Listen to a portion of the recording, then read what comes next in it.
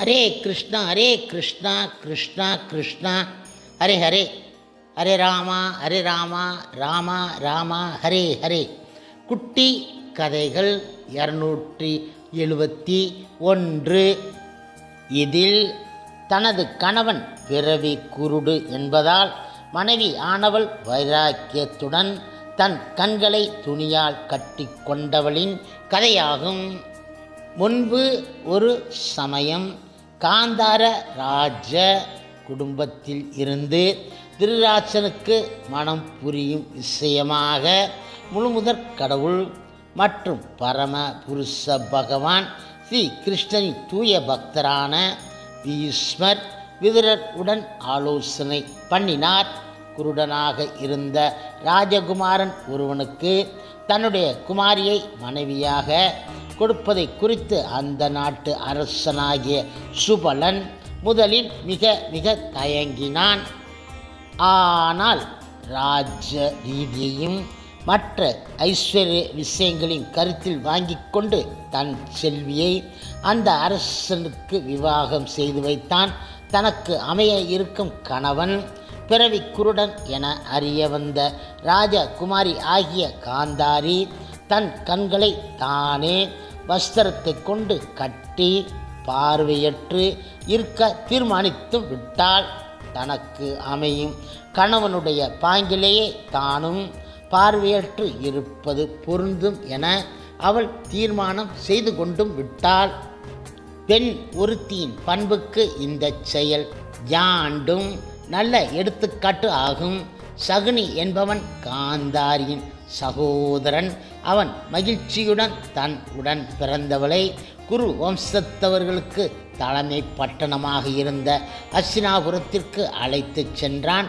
எதிர்கால நிகழ்ச்சிகளில் இந்த சகுனி விபரீதமான செயல்கள் பலவற்றில் ஈடுபடுவான்.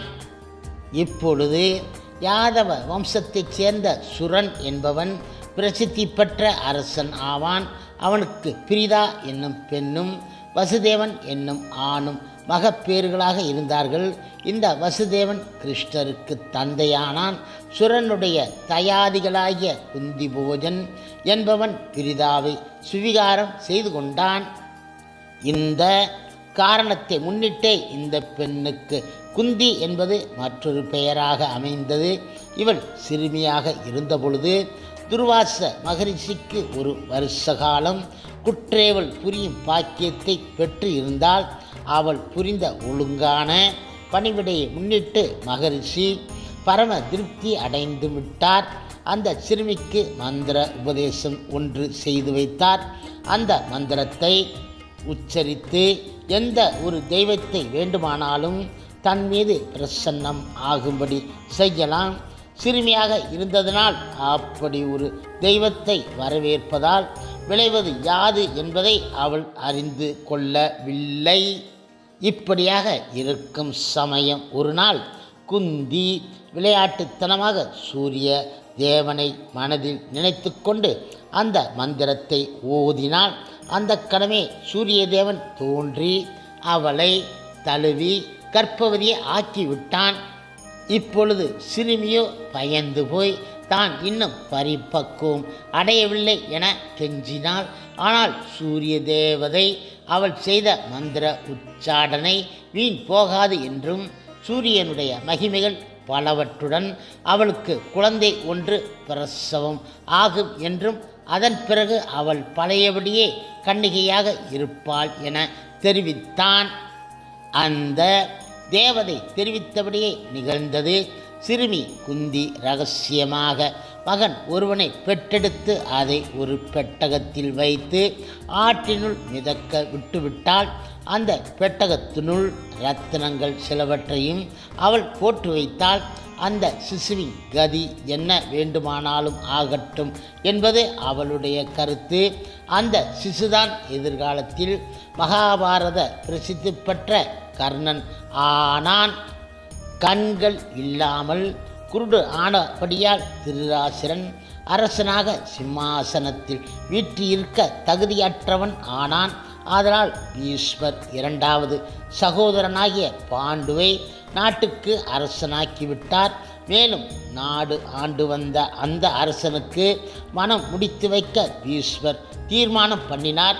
நிகழ்ந்த சுயமரம் ஒன்றில் குந்தி இந்த பாண்டுவை தன் கணவனாக மாலை சூட்டி ஏற்றுக்கொண்டு விட்டாள். இந்த நிகழ்ச்சி பீஷ்மருக்கு பரம திருப்தியை உண்டு பண்ணியது.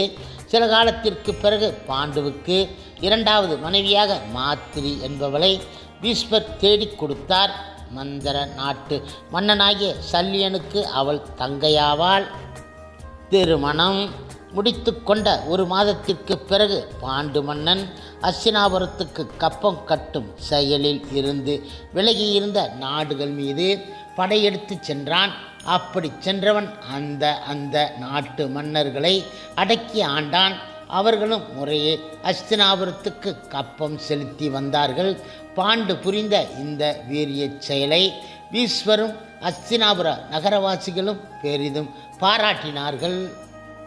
பாண்டு மன்னனுக்கு வேட்டையாடுவதில் விருப்பம் மிக இருந்தது. ஆதலால் அவன் தன் காலத்தின் பெரும் பகுதியை வனத்தில் வேட்டை ஆடுவதிலே பயன்படுத்தி வந்தான். அவனுடைய மனைவிமார்களாகிய குந்தியும் மாத்திரியும் தங்கள் கணவனோடு காட்டில் காலம் கழித்து வந்தார்கள். ஒரு நாள் 2 மான்கள் புணர்ந்து கொண்டு இருந்த வேளையில் எண்ணி பாராது பாண்டு அவைகள் மீது அம்பு எய்து விட்டான். அதன் விளைவாக பாண்டு மன்னனுக்கு சாபம் ஒன்று வந்து அமைந்து விட்டது. காமத்தில் வசப்பட்டு பாண்டு தன் மனைவியை தழுவினால் அவனுக்கு மரணம் ஏற்படும் என்பது சாபம். இந்த சாபம் அவனை துயரத்தில் ஆழ்த்தியது. ஏனென்றால் ஆயுள் காலம் முழுவதிலும் அவன் மகப்பேறு அற்றவனாக இருக்கும் நிர்பந்தம் அவன் மீது சுமத்தப்பட்டு விட்டது. பாண்டுவும் அவனுடைய மனைவிமார் இருவரும் தவ வாழ்வில் ஈடுபட கடமைப்பட்டு இருந்தார்கள். இந்த செய்தி அஸ்தினாபுரத்துக்கு எடுத்து செல்லப்பட்டது.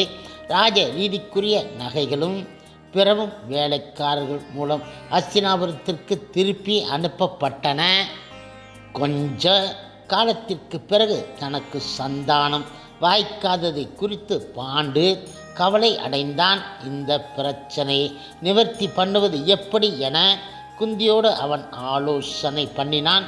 குந்தியோ தான் சிறுமியாக இருந்தபொழுது துர்வாச மகரிஷி தனக்கு மந்திர உபதேசம் ஒன்று செய்து வைத்து இருக்கிறார் என தெரிவித்தால் அந்த மந்திரத்தை பயன்படுத்தி எந்த தெய்வத்தை வேண்டுமானாலும் தன்னோடு வந்து சேரும்படி செய்து அந்த தெய்வ அம்சத்தோடு மகப்பேறு பெறுவது தனக்கு சாத்தியம் என அவள் தெரிவித்தாள். இதனை கேட்ட பாண்டுவுக்கு புத்துயிர் வந்தது போன்ற உற்சாகம் பிறந்தது. தர்ம தேவதை வரவழைத்து தனக்கு ஒரு மகப்பேறு தரும்படி வேண்டிக் கொள்ளும்படி குந்தியிடம் கணவன் தெரிவித்தான். அதன்படியே அவர்களுக்கு செல்வன் ஒருவன் வாய்த்தான். அவனுக்கு யுதிஷ்டிரன் என்னும் பெயர் கொடுத்தார்கள். யுத்தத்தில் அசையாது இருப்பவன் என்பது இந்த நாமத்தின் பொருள். தர்மத்தை கடைப்பிடிப்பதிலும் அவன் தளராது இருந்தான். பிறகு வாயு தேவதையை வரவழைத்து வீமன் என்னும் 2வது மகனை பெற்றெடுத்தால் வல்லமை மிக வாய்க்கப் பெற்றவன் என்பது இந்த நாமத்தின் பொருள். அன்னவன் பிறந்த பொழுதே அரசர்களுக்கு தங்களை அறியாமலேயே நடுக்கம் உண்டாயிற்று என புராணம் பகர்கின்றது. அடுத்தபடியாக தேவேந்திரனுடைய வர பிரசாதத்தால் குந்தி அர்ஜுனனை ஈன்றெடுத்தாள். அதன் பிறகு அவள் துர்வாச மகரிஷி இடமிருந்து கற்றறிந்த மந்திரத்தை மாத்திரிக்கு உபதேசித்தாள். இரட்டையர்களாகிய அஸ்வினிகளை நினைத்து கொண்டு மாத்திரி அந்த மந்திரத்தை ஜபித்தாள். அதன் விளைவாக அவளுக்கு நகுலன் சகாதேவன் என்னும் இரட்டையர்கள் பிறந்தார்கள். இங்கனம் பாண்டவ சகோதரர்கள் 5 பேர் ஆகிவிட்டார்கள். இப்படியாக இருக்கும் சமயம் அஸ்தினாபுரத்திலே திருராட்சனுடைய மனைவியாகிய காந்தாரி கருத்தரித்தாள். ஆயினும் 2 வருஷ காலம் மகப்பேறு பெறாமலே இருந்தால் வனத்திலே குந்திக்கு மகன் ஒருவன் பிறந்து இருக்கிறான் என்ற செய்தி காந்தாரியின் காதுக்கு எட்டியது. அதை கேட்டதும் அவள் சீற்றம் கொண்டாள். கோப ஆவேசத்துடன் தனது வயிற்றை அவள் ஓங்கி அடித்தாள். அதன் விளைவாக மாமிச பிண்டம் ஒன்றை பெற்றெடுத்தாள். அதை வைத்துக்கொண்டு என்ன செய்வது என விளங்கவில்லை. அந்த வேளையில் வியாசதேவர் அங்கு பிரசன்னம் ஆனார். காந்தாரிக்கு தேவையாக இருந்த விமோச்சனத்தையும் அந்த ரிஷி புங்கவர் செய்து வைத்தார். 100 குடங்களில் நெய்யை நிரப்பி வைக்கும்படி அவர் உத்தரவிட்டார். அந்த மாமிச பிண்டங்களை சிறு சிறு துண்டுகளாக பண்ணி ஒவ்வொரு துண்டையும் ஒவ்வொரு மண் குடத்தில் போட்டு வைத்தார். நாளடைவில் 100 ஆண்களும் ஒரு பெண்ணும் ஒன்றன் பின் ஒன்றாக பிறப்பு எடுத்தார்கள். நாள் ஒன்றுக்கு ஒரு குழந்தை பிறந்ததினால் அவைகளின் பிறப்புக்கு 100 நாள் தேவையாக இருந்தன. வனத்தில் பீமன் பிறந்த அதே நாளில் காந்தாரிக்கு மூத்த மகன் பிறந்தான். அவனுக்கு துரியோதனன் என்னும் நாமம் சூட்டப்பட்டது. யுத்தத்தில் அசையாதவன் என்பது அதன் பொருள். ஆனால் துரியோதனுடைய பிறப்பை ஒட்டிய சகுனங்கள் கேடு உடையவளாக இருந்தன. அதை குறித்து விதுரரும் ஏனைய சான்றோரும் முன் எச்சரிக்கை செய்தார்கள். குரு வம்சத்தின் அழிவுக்கும் ஏனைய பல அரசர்களின் அழிவுக்கும் துரியோதனன் காரணம் ஆவான் என எடுத்து ஏம்பினார்கள். சமுதாய நலனை முன்னிட்டு துரியோதனனை தானாக மடிந்து போகும் முறையில் அவனை புறக்கணிப்பது உசிதம் என சொன்னார்கள். ஆனால் புத்திர வாஞ்சை படைத்திருந்த தந்தை திருராசன் அதற்கு இணங்கவில்லை. வனத்தில் வசித்து வந்த பாண்டுவின் புதல்வர்கள் 5 ஆரம்ப கல்வியை ரிஷிகள் பலர் இடமிருந்து கற்று வந்தார்கள். பாண்டு மன்னன் உடைய தவ வாழ்வும் அமைதியாக நடைபெற்று வந்தது. ஆனால் நல்ல காலம் திடீரென கேடு காலமாக மாறிவிட்டது. தனக்கு அமைந்து இருந்த சாபத்தை மறந்துவிட்ட பாண்டு ஆசா பாசத்துடன் மாத்திரையை கட்டி தழுவினான். அதன் விளைவாக அவன் மாண்டு போய் கீழே விழுந்து விட்டான். மாத்திரையும் சாபத்தில் கட்டுப்படாது இருந்த வறுமைக்கு சென்று தன் மணாளனுக்கு பணிவிடை பண்ண வேண்டும் என்னும் தீர்மானத்துடன் தனது உடலை துடைத்து தள்ளிவிட்டு தானும் பரலோக பிராப்தி அடைந்து விட்டாள். சில காலத்திற்கு பிறகு ரிஷி புங்கவர்கள் ஒரு கூட்டமாக கூடி குந்தியையும் பாண்டுவின் புதல்வர்கள் 5 அஸ்தினாபுரத்திற்கு அழைத்து சென்றார்கள். பாண்டு மன்னனுக்கும் மாத்திரிக்கும் நிகழ்ந்த தௌர்பாக்கியத்தை பீஷ்மரிடம் எடுத்து தெரிவித்தார்கள். பிறகு புதல்வர்கள் 5 பாட்டனார் இடம் ஒப்படைத்துவிட்டு தம் போக்கில் அவர்கள் திரும்பிவிட்டார்கள். இப்படியாக இருக்கும் சமயம் ஒரு நாள் வியாசர் தனியாக சத்தியவதியின் முன் பிரசன்னமாகி குரு வம்சத்தின் நல்ல காலத்திற்கு முடிவு வந்துவிட்டது எனவும் இனி கேடுகாலம் தொடர்ந்து வரப்போகிறது எனவும் தெரிவித்தார். விதவையாக இருந்த ராணியும் அந்த செய்தியை அமைதியாக ஏற்றுக்கொண்டு தவத்தின் பொருட்டு வனவாசத்துக்கு போக தீர்மானித்து விட்டாள். தவத்தின் வாயிலாக இந்த பிரபஞ்ச வாழ்வில் இருந்து விடுதலை அடைவது அவள் கொண்டு இருந்த குறிக்கோள் ஆகும். தங்களுடைய மாமியாரை பின்தொடர்ந்து போக அம்பிகாவும் அம்பாலிக்காவும் தீர்மானித்தார்கள். நல் அறிவு படைத்து இருப்பவர்கள் வாழ்க்கையின் இறுதி பகுதியில் செய்ய வேண்டிய செயல் பரத்தின் பொருட்டு தங்களை ஆயத்தப்படுத்துவதாகும். அந்த புண்ணிய செயலில் ஈடுபட இந்த வனிதையர் 3 செய்த முடிவு பாராட்டுக்கு உரியது ஆகும்.